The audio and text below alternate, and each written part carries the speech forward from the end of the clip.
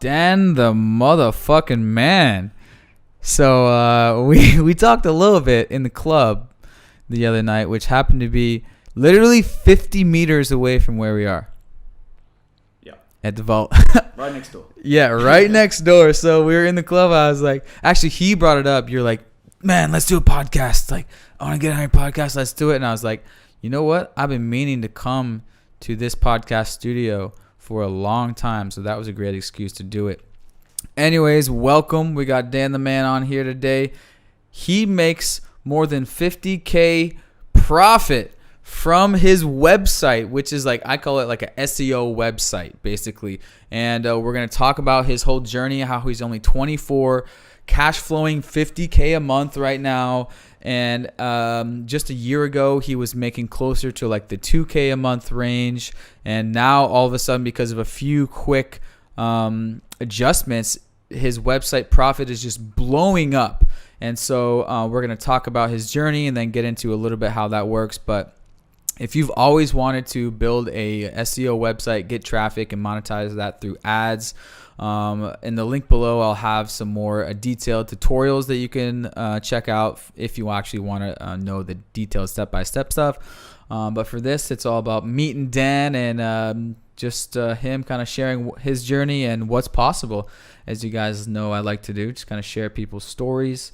So, yeah, man, holy crap. So 50K, or did you say it was 60K a month these days? Yeah, 50K profit roundabout. Wow. But you know what? It's getting near to like Q4, which is the big 3 months of the year. Yeah. So hopefully it's going to go up and up. Okay, so even with SEO websites, the Q4 is the most traffic? Q4 is not necessarily the most traffic, but it's more the RPM. So it's more, what's RPM? So it's basically revenue per 1,000 impressions or per 1,000 visits to your website. Oh. So it's going to be like... Oh, is that because companies are bidding differently, so bids are higher? Yeah. Exactly, but they're going hard at Christmas time.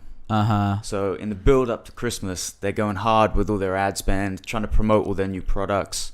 Got it. So they're paying a lot. They're trying to get their sales, and these advertising networks, basically the price for every ad click goes higher. Yeah, 100%. Right. Because people are just putting ads out like crazy. Yes. Okay, so real quick, so the business model that you use is you just write a shit ton of like SEO articles, basically, which I call them SEO articles. They're just articles with, it could be random topics that people are just searching for, and you write an article and you just get views to those articles, and an advertising network places ads throughout that article, right? And for a certain amount of views, you get paid, right? Is it paid per view or per click? Yeah, it's done. I mean, they measure it on like a per 1,000 view basis, but obviously the better you perform for these companies, then the more they're going to bid. So yeah. The better they convert into sales, you mean? Yeah. Is that how they say performing?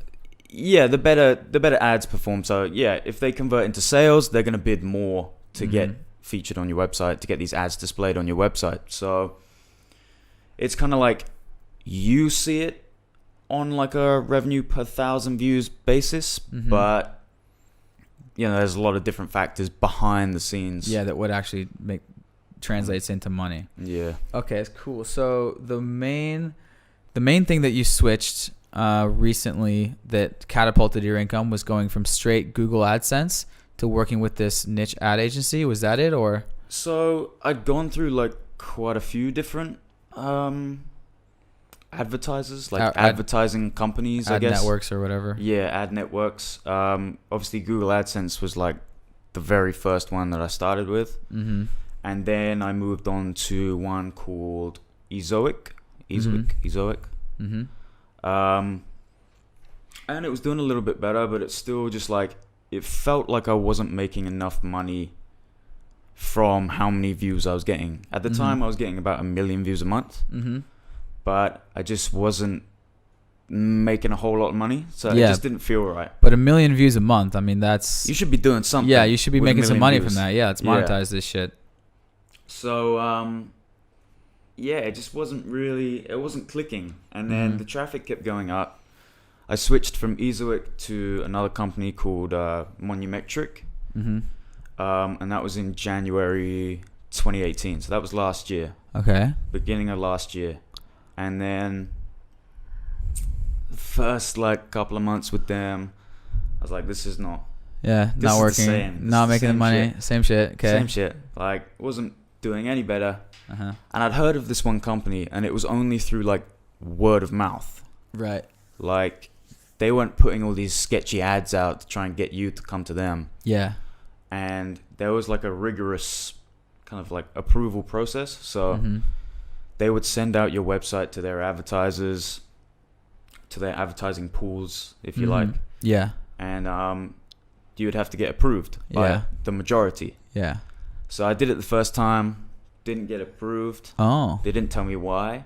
Oh. And I was like, well, maybe it's like my percentage of traffic from India is not really like, it's a bit too high, maybe. Yeah. Maybe more US. Uh-huh. So I fixed around with that. I deleted some articles that were getting like more traffic from India. Like, Okay. So like, you straight up. yeah. And yeah, they approved me in February 2018. Nice. And February I was like, 2018. Okay, yeah. this is sick. Like a year and a half ago. Here we go. Like, Okay. I already knew. Like, from everything I heard about them, Yeah. I already knew. I was like, this is gonna happen. Nice. Get a few emails from them, like back and forth. We're setting up, you know, your ads. We're setting up the ads on your site. I'm like, dope. Here we go. And then the first day,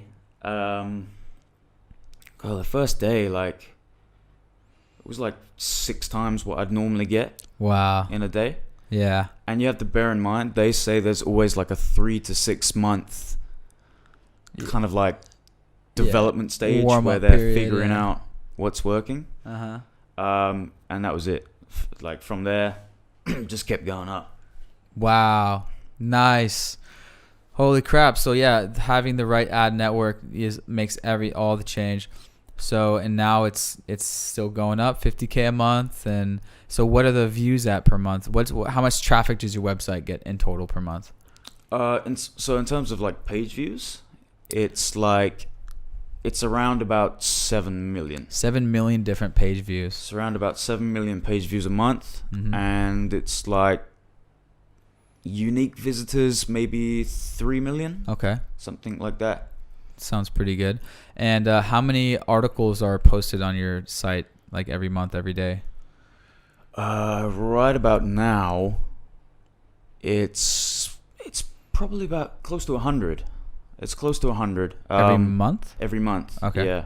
I've really been able to like ramp it up because like as soon as you start seeing that money, you want to reinvest it. So you reinvested in writers, right? Yeah. So I have 2 writers who are based here in Bali as well. Nice. And these are Western folks? These are Western, yeah. So Matt, obviously. Okay, right. You know, yeah, he introduced us. Yep. He writes content for me, and then also there's a girl from Sweden. Her name is Emmy. Right. Super nice girl. I actually met her through her girlfriend, who's Indonesian. And she was looking for work, and I was like, yeah, sure. Like, yeah, if you can do this, yeah, then I'd rather help you out than give it to somebody else who's already making a shit ton of money from nice writing content. Yeah, I've said it, and I've heard so many others say it. If you can write, and especially if you're a Western person, you know, if you can write, there's opportunity to make money as an article writer or whatever you're writing for sure. And she didn't even have to go through Upwork to get the steady client. She just met him in person. Direct link.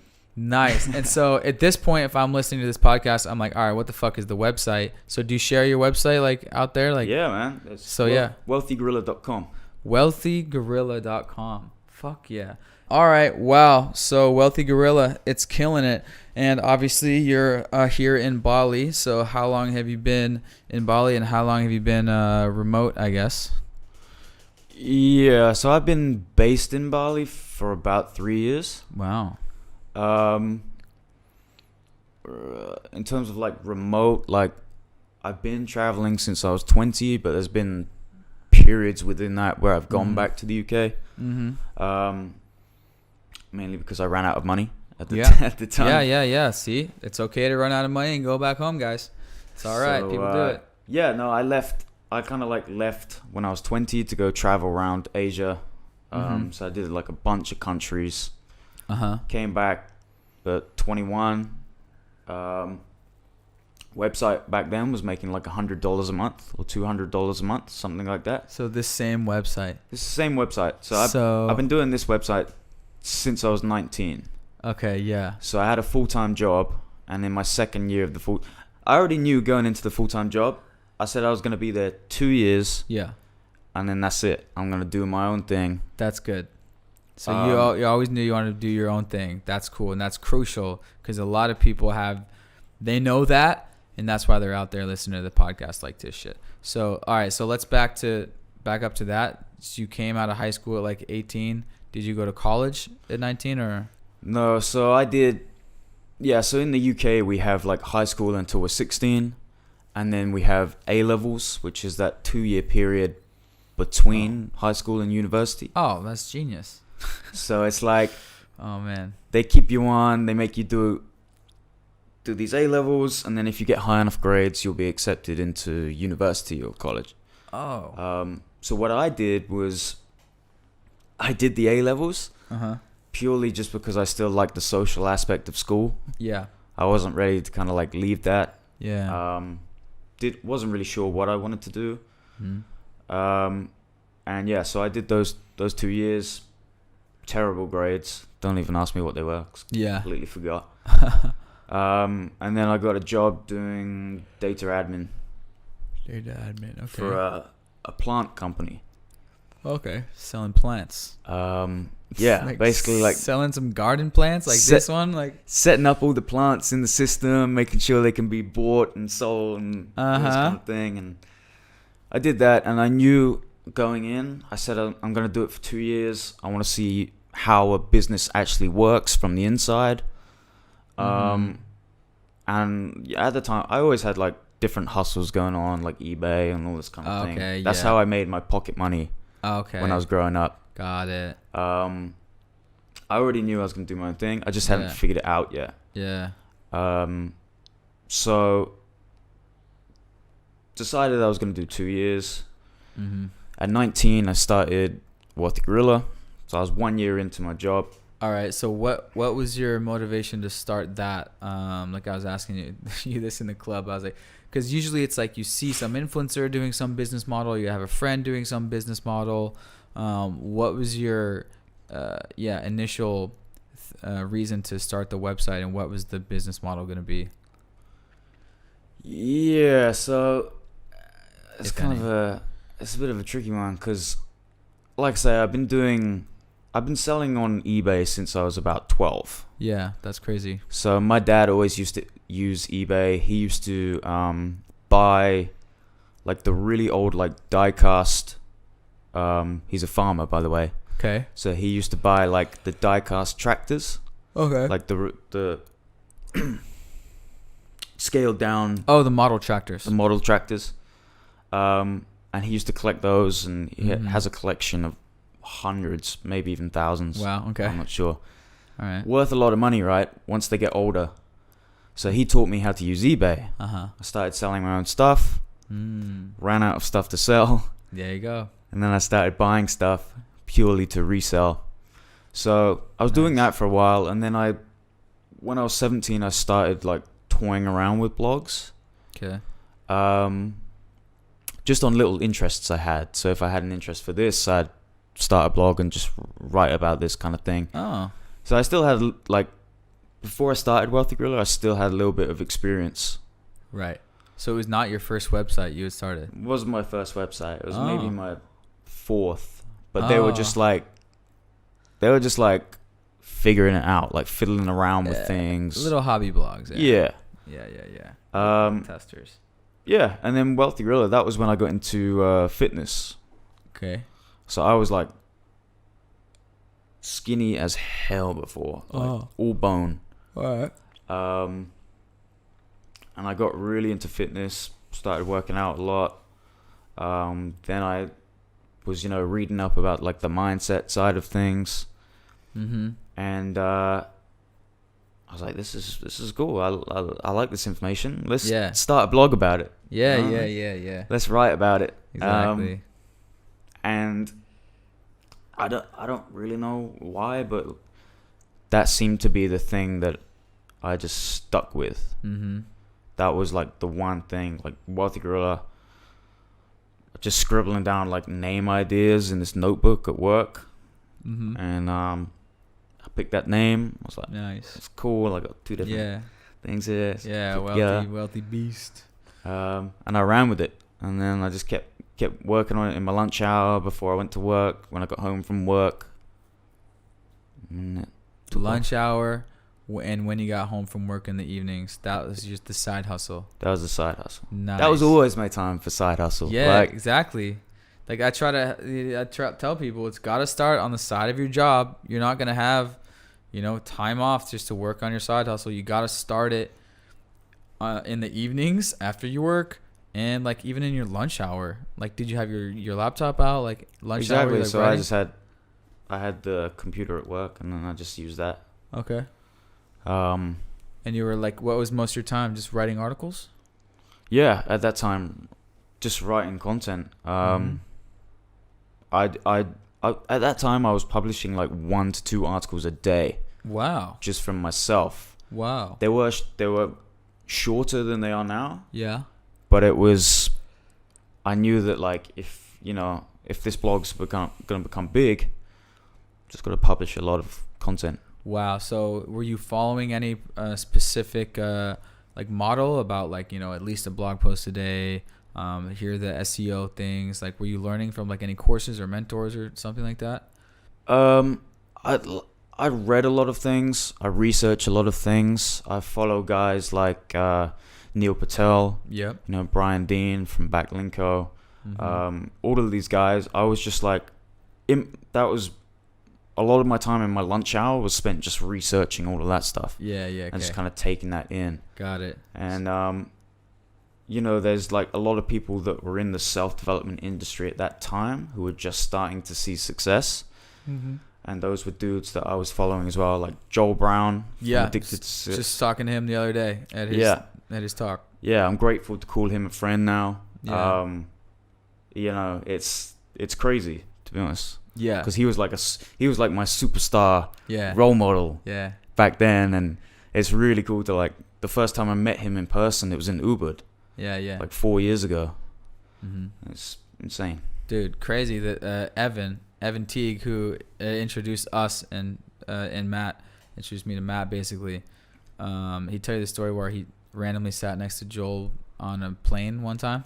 He was like, "Oh, are you Joel Brown, Addicted to Success?" And like, Evan's like just like you. It's like so funny. Evan has his website Motive in Motion, and which is like similar personal development journey stuff. And huge follower of Joel Brown, and was randomly next to him on a plane. So they met, and then Joel's based in Bali too. So like I've been to a couple of his events too. So like met him a couple of times. But anyway, wow, small world, small entrepreneurial community, right?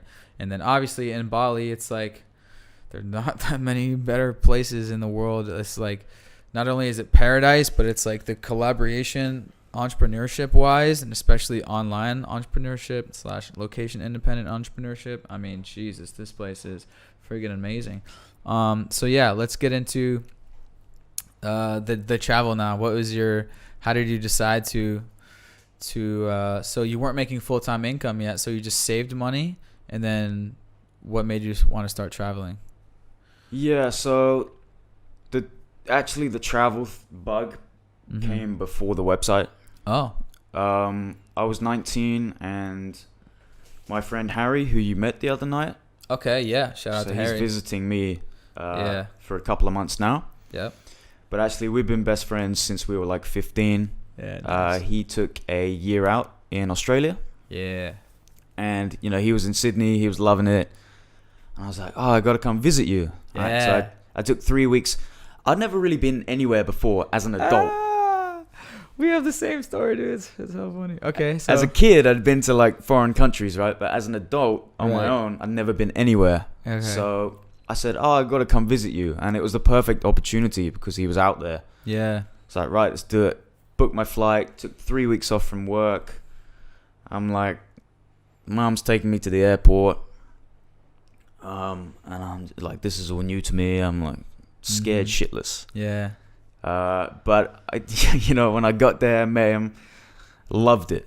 Yeah. It was insane. Like we went to like Brisbane, Surfers Paradise, Byron Bay, bunch of different places. Mm-hmm. Yeah, and it was insane. So then as soon as I got back to work, I was like, this is this is not this Fuck is, a job. this Holy is, shit, the world is so big. There is so, oh my God. Yeah, exactly. Yeah. Exactly. So I think a lot of people at my old job sussed onto it as well. Mm-hmm. They knew that I'd come back and I was new man. I was itching, Yeah, for sure. So then, yeah, I started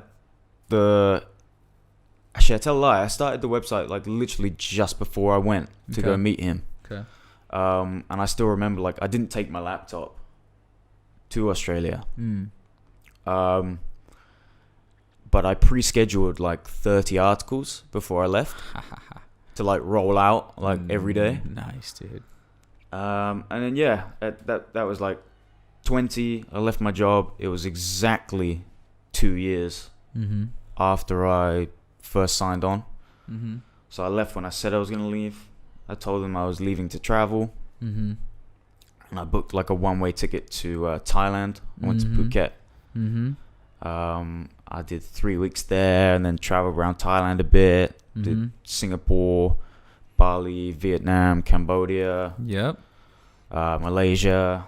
Nice. Philippines. Ooh, hitting them all. The Southeast Asia rounds, man. It's the shit I you hit gotta a lot do. of them in quick succession. Yeah, you did the perfect trip. It's what everyone's doing these days. All the cool kids are doing it. Exactly. So I was hooked. Yeah. And yeah, I think the Philippines was my last stop, and I was like, that was it. Like I was out of money, basically. Yep. And yeah, I said to my parents, yeah, I'm coming home. Spent a shit ton of money. Need to come home. Yep. Came home. My parents live in the countryside of England. Yeah. So there's just fields. Yeah. Nothing but fields for miles. Oh yeah. So it takes about 20 minutes to get into a town. So previous to traveling, I'd obviously sold my car. Nice. So I flew home, and my mum said to me, you can either get another full-time job, or you can pay us £100 a month in rent, which is like, $130 or something. Yeah. So I said, yeah, I want to keep doing what I'm doing. I'll pay you the £100. But I didn't have any money for a car at that point. Couldn't buy a car again. So they had to drive me everywhere. Or my friends had to like pick me up. Yeah. And this was completely. This was like I was back in high school or something where I couldn't go anywhere. Just living with your parents. Yeah, no car. Yeah. There's not even a bus that comes to the village. You gotta get dropped off, or your friends gotta pick you up 20 minutes out. So I basically had no social life for like a year. I just worked on the website every day. Just got up, just kept going. Okay, so you were full time at that point, just living at home, saving money. Yeah, I was full time. I told all of my family, like my friends and family, I'm going back to Bali. Yeah. You'll see me flying back there in like less than a year. Nice. Okay? Yeah. It's exactly what I did. I'm stubborn as hell. Yeah. Like, if I want to do something, you bet your ass it's gonna happen. Yeah. Fuck yeah. So obviously I couldn't really go anywhere, so I had plenty of fucking time to work on this website. Got it. And yeah, it picked up. Fuck yeah. Picked up. I'd already made like a bunch of connections online, and I met a few of them in Bali, because we were like at the same place at the same time. So I knew they were gonna be there. and I got it to about $1,000, $1,500 a month. Mm-hmm. That's good. Yeah, good to live out here. I had like 4 or 5 grand in the bank. Mm-hmm. I was like, yeah, Bounced. let's go back. Yep. So then it was literally 1 year. 1 year after I came back, I was off again. Mm-hmm. And then that time it was solid. I was just coming back for Christmas for 1 month, and then I was off again. Yeah. So yeah. Yeah, exactly what I do. But I come back for 1 month in July. I come back for the summer for 4th of July, and then bounce back again. Dude, that's because my story is I came out to Thailand for 2 weeks to visit Parker, like my best friend who's now a business partner and lives out here as well, because he did a semester abroad in Thailand. So me and a couple other friends, we went out to visit him because it was like, it's the perfect opportunity, perfect excuse to travel. And I always talk about like it's not easy to just like take a big trip, to like especially over to Asia, like a different continent. But if you have that excuse, it makes it so much easier. Like a friend that you're visiting, or like a wedding out in Thailand, or a conference or something like that. So yeah. And our initial excuse to go back, which was about a year later, was a conference in Chiang Mai, Thailand, and freaking never went home basically. Nice. Now we just go home for 1 month a year, like kind of like you. Okay. So, all right, website's picking up. So was part of the growth getting your website? So you said you had made some connections. How big is, guest posting, collaborating, as part of growth? Because you had to have done a bunch of that, right? Like in YouTuber terms, we call it like, collaborating, but in website article terms, it's called like guest posting, right? Like where you basically get you get an article posted on another site and it links back to your site. Yeah. For people that don't know. Yeah. So, I mean, I did quite a bit of that in the beginning. Mm-hmm. Like for the first, like, I'd say 3 years maybe. Mm-hmm. I got, articles published on Lifehack, Success Magazine, Addicted to Success, Nice. Improvement, bunch of different sites. Mm-hmm. And I think it worked for like getting authority. To getting the site authority, yeah. Yeah, you get their link juice, right? Uh-huh. So if they're linking to you, you get a little bit of the juice. It helps you kind of like start ranking more quickly. Mm-hmm. For direct traffic, don't even bother. Yeah. Unless you're on like the big news outlets. But for in terms of like link juice and authority, it really helped in the beginning. Mm-hmm. And then it just like anything, I stopped doing that because it wasn't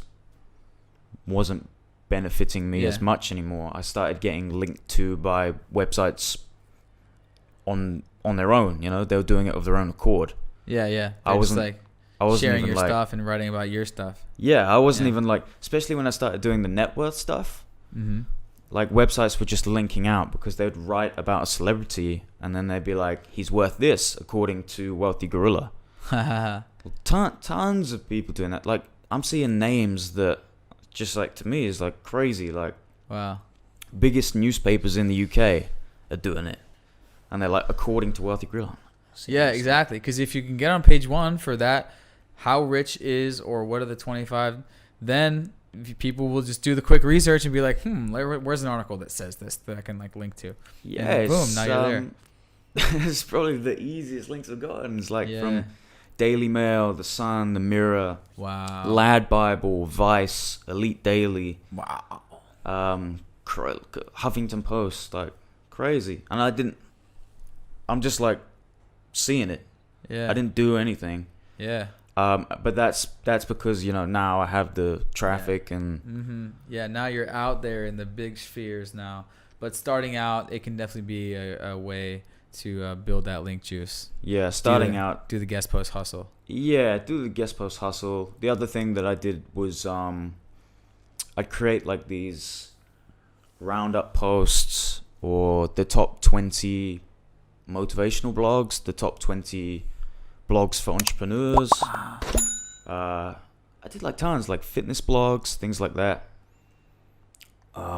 List these websites 25, 30, 40, whatever. And then I'd link out to them once I published it.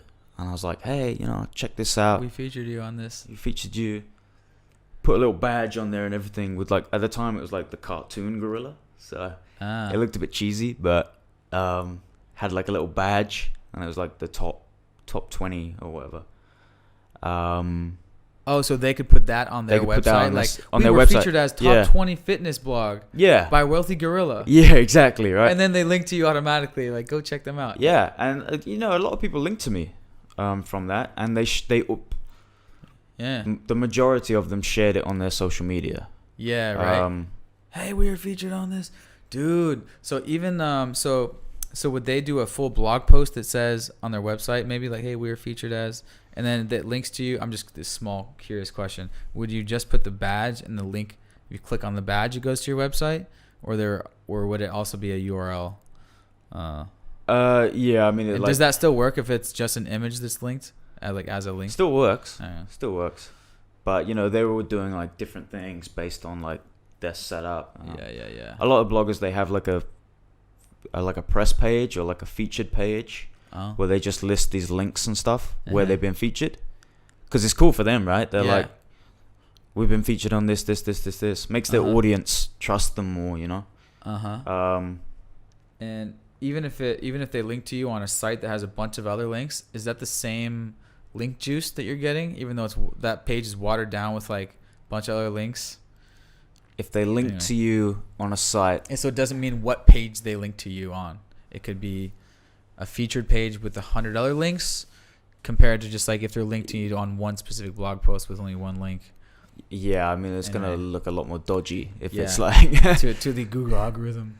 Yeah. Anyway, that's a technical question, but wow, okay. So that's a great little tip right there, because even I did that because a couple different product review websites where they review all these different niche products featured my Amazon product as like number 1 in the category. And so we immediately shared that, put that on our website, shared it on our social media. We were featured as number 1, blah, blah, blah. Yeah. So, oh, wow. That's it works both ways, right? Works getting links. You're happy, I'm happy. Dude, yeah. And even like another tip that they share in the 4-Hour Work Week. By the way, did that ever come into your life at any point? Yeah. During your journey? Yeah. I've read that book before. I've read a lot of Tim Ferriss's books. Mm-hmm. Yeah. So many, to be honest. Do you remember when the 4-Hour Work Week came in? Was it like early on before the website? Because like that's all. When I find out when the 4-Hour Work Week came into someone's life, I'm like, oh yeah. If you read that, then it's like, oh yeah, of course, like you're on the mission now to be traveling forever and be free. Yeah. So it's like that's all I need to know. No, it was like a couple of years in. Okay. Like 2 or 3 years in. That was when, like, before I was never a big reader. Yeah, me too. But that's because the books that they make you read in school are just boring. Yeah. So damn boring. And I never found anything that I was really interested to read about. Exactly. So then when I started reading these self-development books, I think like the first few I read were like The Magic of Thinking Big, Think and Grow Rich, and The Alchemist. Mm-hmm. And then after that, yeah, I really enjoyed it. And then I stumbled upon Tim Ferriss. Yeah, that comes in along the way in the blogosphere. Yeah. As he is, yeah. Wow, okay. So, and then, all right, so then you're in Bali, you're living here, and you recently, in the last year and a half, you made that one tweak with the different ad network that you're using now, which skyrocketed your profit, and now you're chilling, living that Bali life. That's basically it, guys. So, wow, I guess so. Yeah, like moving forward,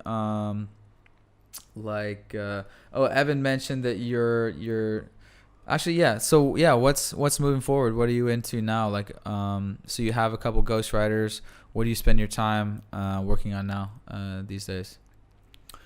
Yeah, so obviously I've been able to like increase the output of the content, so not too much of that is like on my shoulders. Uh-huh.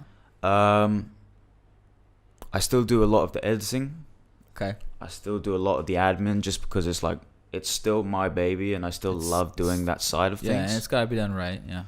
100%. But the main thing I'm kind of like focusing on right now, which is both business and personal, is getting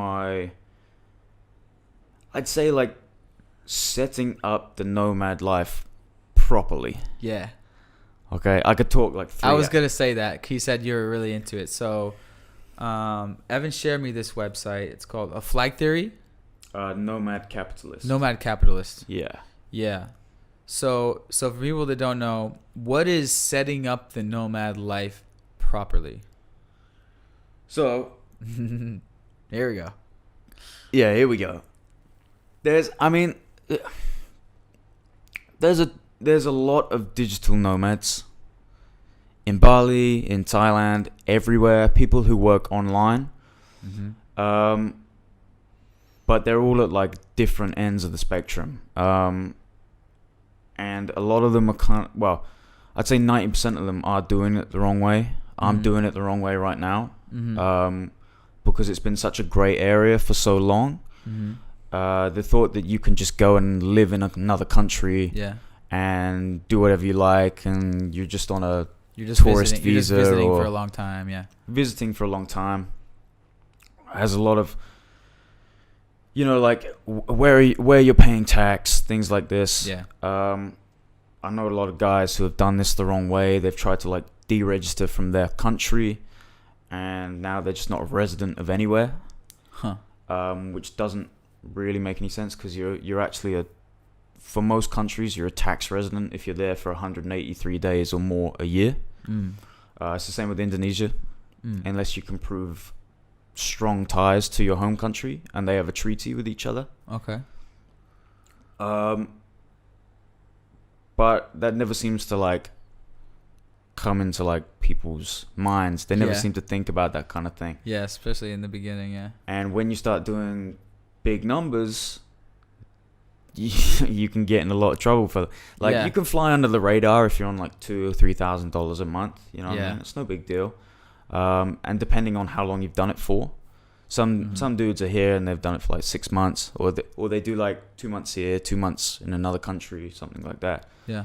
But once you've like been here for a while, you're making quite a bit of money, you need to like kind of get a strategy in order.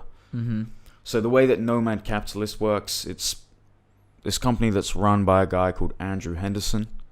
So he has multiple residencies throughout the world. And he attains them normally by investing money there. Yeah, opening a bank account, putting some money in there, showing he's making a certain amount a month. And he'll get residencies in countries where the tax laws are very generous towards foreigners. Yeah. So I've been working with him for a month or so now, putting a plan together. It's now in action, so I'm going to be flying all over the place in the next 3 to 6 months. Nice. And it's essentially going to mean that I'm registering an offshore company.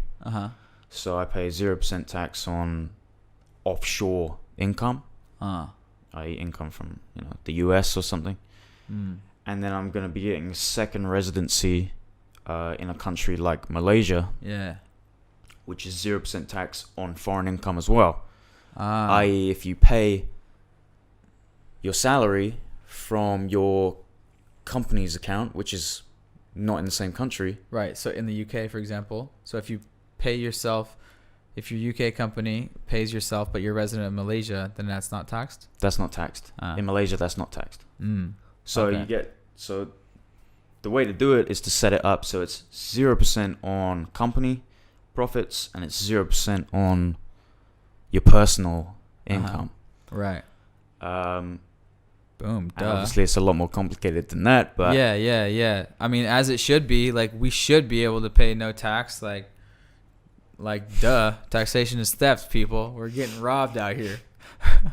Anyway, okay. So yeah, you got money now. So let's protect it. Let's invest it. Let's set up these legit residencies. I heard about Malaysia. Like, it's like really. They have a policy called the Malaysia, my second home.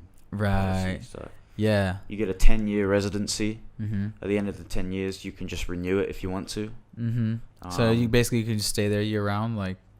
Yeah, you can stay there as long as you don't even Yeah. have to live there. You don't have to have an address there. Yeah. It's recommended that you do. It's just like, hey, But- you're welcome here, like on an official basis, kind of, and all you have to do is you have to make some investment. Yeah, so I mean, you have to. There's Like obviously an application process. You have to deposit some money into A bank account. A bank account. You have to show like liquid assets, Yeah. like $130,000 in liquid assets. Oh, okay. All Um, right, that's a bit. it's about $75,000 in a bank account, Okay. and that has to stay there for your however long you want the visa. Okay, that has to be the minimum balance. It's the minimum Basically. balance. Yeah. Oh, okay. That's in a fixed deposit account. You got to bear in mind that's also getting interest as well. Malaysian banks are a lot better interest than UK banks at the moment. Yeah, and US banks, and yeah, nice. So, are you also gonna like buy a condo there and like rent it out or something? Do you have to buy any property or anything, or that's just the bank account, net worth in the bank account? Yeah, and health insurance. And you got to sign up for their health insurance. Yeah, Makes sense. yeah. That's about it. You don't have to buy any property. I probably won't. Mm-hmm. But I will just like rent an apartment, and it's just a safe place to store all your stuff. You know, you Cool. can still bounce. You can bounce from KL to here in 3 hours. Yeah. It's no big deal. Yeah. Exactly. But it's the difference between renting an apartment here on a Malaysian residence. I mean, renting an apartment there on a Malaysian residency. Mm-hmm. And renting an apartment or a villa here on like a business visa or a tourist visa or something. There's like that level of like, yeah, for sure, especially if you're raking in the money, like raking in the millions like you are. God damn.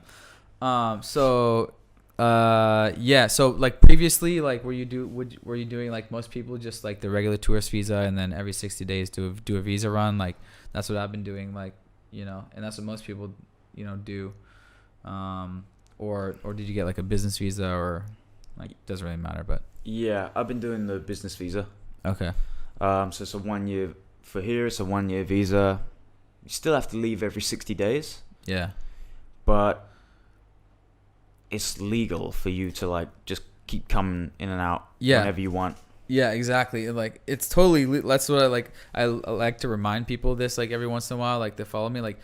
There's no amount to the times you can visit a country. There's no limit to the length you can be on vacation. Like, it's totally legal to do this, like, visa run thing. Like, there's no law against it. There's no law working remotely.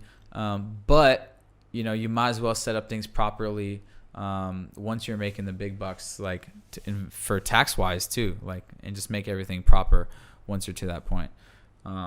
But so it's funny that it's funny that they call that a business visa. I call it a business exploration visa. Yeah. Because it really means that Indonesia will give you this like 1 year thing. If you fill out the application that you're coming here to seek out investment opportunities, basically, like maybe you're looking for a villa to buy, or so they'll let you stay longer, basically. Yeah, it's also like it's kind of like a social visa, but Yeah. just different. Yeah. So I mean, like a different length. So I mean, you can. There's a lot of other things involved, like business activities. So you can like meet with clients here, Okay. have business meetings here, conferences, stuff like that. Oh, I see. So if all of your team or people are in different countries and they want to fly to Bali and have a business meeting, stuff like that. Got it. That makes that legit. That's what they class it as. Got it. Okay, cool. So setting up the nice Nomad capitalist, and like what other countries does Nomad capitalist? What are the other good ones? I think there's quite a few, but I know he recommends Georgia. Georgia. Oh, He recommends Georgia. nice. Gavin and Henri just got back from there. My two villa mates. Georgia. There's like Costa Rica. And this is to set up residency. That makes sense to set up residencies in. Yeah, I mean, it's obviously going to differ, like, depending on your situation, you know. Yeah. But these are, like, some of the places he recommends. And you have, like, the Bahamas, the British Virgin Islands. Yeah, there's a lot. If you're balling, Monaco. Yeah. Heck yeah, man. Well, that's obviously dope as fuck that you're in that position. You got this cash flow coming in. All right, how do we protect it? How do we optimize life? Because, like, the theory is, like, if you have these residencies in all these countries, it, you know, it makes you more, like, stable. Like, you can go to any of these places and, like, stay there, like, no questions asked, whatever. But yeah, I mean, this is just one example of someone's doing it. You know, like, the world is open. Like, I try to remind people of this too. Like, even all of us, you know, here and on the tourist visa, we're just regularly visiting visa, whatever we want to call it. Like, nothing complicated visa. Like, all these developing countries, like, they're so welcoming. Like, it's, you know, that's why Malaysia is doing it. Like, their arms are open to foreign investment. And, like, Bali is blown up, like, especially this area, Canggu, because of, you know, the internet and all the Instagram pictures being shared here. So it's like, it's a win-win for everyone. You know, we get to live in the tropics, and this economy gets to blow up because all the foreign investment basically is coming here. So it's a beautiful thing. So shit, you're gonna be flying around doing some nomad capitalist things.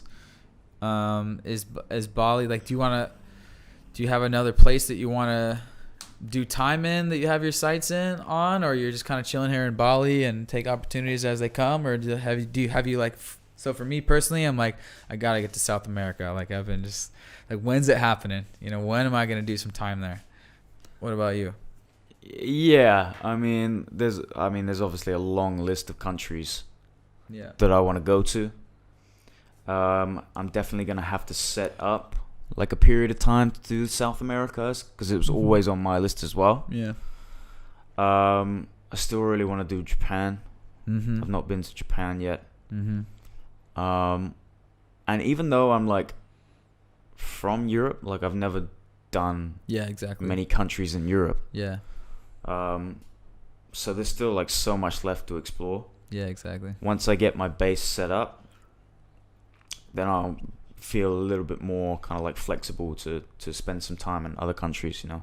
Nice. I can kind of, like, have my base in Malaysia, and then I can fly back here if I want for a couple months. I can fly off wherever for however long. Exactly. However long you freaking feel like it, because that's the point, is to be able to do what you feel like at that time. That's freedom. That's what it means for me. Like, whether it's your daily, do whatever you want, like sleep in if you feel like it, you haven't got enough rest, or stay up and work because you're flowing and you're getting shit done, or whether it's just watching a freaking movie or binging a series and you want to stay up all night and finish the series. We can do that because we're free. Because we have our own freaking job.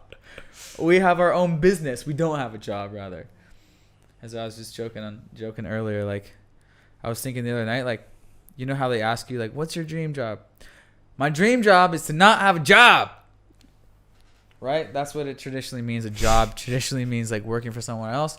Obviously, if you've listened this far through the podcast or wherever you're seeing it, you don't want a job either. You want more. So, it's freaking possible. We can live. There's no requirement that you have to check back into your home country, like, that I know of. Like, you could stay in Malaysia for 10 years and like straight, and then come back to UK, and they're not going to be like, hey, you were gone for 10 years. Like, we're going to revoke your citizenship. Have you heard of anything like that? No, it doesn't work like that. Yeah. I mean, obviously there are certain, like, rules that you do have to follow. Like, you gotta, if you have businesses there, then you gotta pay the taxes. Like, if you got ties there, if you got homes there, bank accounts there, especially if you're moving, like, your tax residency, which is obviously a big one, right? If you're just like traveling around, Yeah. fine. Yeah, exactly. There's no like physical requirement. Like you can travel forever, guys. That's basically my point. You can travel as much as you want. If you love traveling, if you have the travel bug, then hey, there's no freaking better time than now because we have all of these tools and there's really no limit. So like in the future, what do you see yourself what's your future vision? Are you one of those guys that wants to like visit every country in the world and like be traveling all the time, or what's your future ultimate vision, dream, lifestyle? Well, to be honest with you, I don't really like plan out my future. Yeah. I just kind of like do whatever I feel. Exactly. Whenever I'm like, if one day I decide, I want to go to this place, I'll just go there and check it out. I don't have like a specific plan set in place. Exactly. I've never been like that. Mm-hmm. Apart from the only other time I've had this kind of vision Mm-hmm. is that I knew I wanted to be an entrepreneur. Yeah. And that I knew I was only going to work, a couple of years in that job. Mm-hmm. Everything else, I've just kind of like winged it. Yeah. And just done it until something doesn't feel right, and then I just switch things up. Boom. So, it's just keep doing what I'm doing, keep growing that, keep exploring some other countries, and then when something comes to me, I go after that. Fuck yeah. That is living that motherfucking life. Thank you, brother. We crushed it. So they can visit your website, wealthygorilla.com. Like, are you active on the socials nowadays, or low key, or what? I think I'm like more low key than most. Than a lot of people here. Yeah. I never really got into like Instagram, but I use my personal one a lot, so you can follow me there at I am Dan Weston. Boom. That's about it, really. That's about it. Living that motherfucking life. Hit him up. Hit me up. See you guys. Love. Peace.